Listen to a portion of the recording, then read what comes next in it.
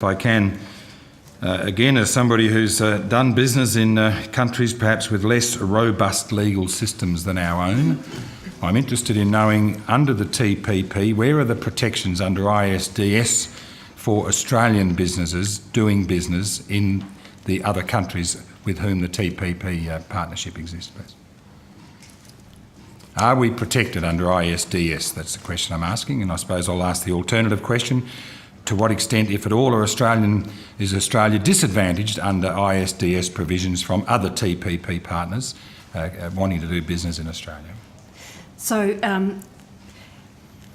the ISDS negotiation was very, the investment chapter, let me say, was very long in the negotiation. Yes. And there was a very clear sense that we needed to find the right balance, the balance that provide protections for Australian investors investing abroad, yes, to ensure that they can be certain of a level of governance.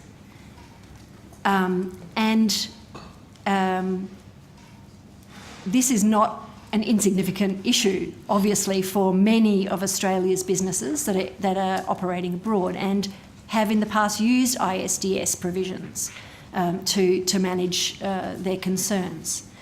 On the flip side, we were absolutely clear in our understanding that we must negotiate an outcome that allowed governments to continue to regulate in the national interest and to protect public interests such as health, safety and the environment. So what we have really tried to do is to create a framework in the TPP which sets very clearly a threshold, which is a different threshold actually from other ISDS outcomes that have been negotiated in the past, that really points to the importance of getting that balance right and to ensure that governments can feel comfortable about continuing to regulate in the public interest. For example, does it dilute our Foreign Investment Review Board's capacity? It does not.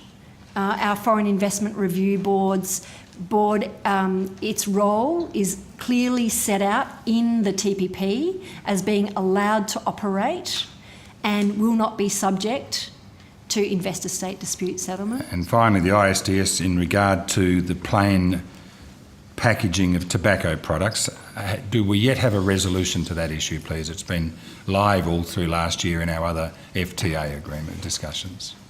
In December of 2015, yes, a decision was taken and Australia prevailed over Philip Morris International. Thank you. Thank you, Chair. Thanks.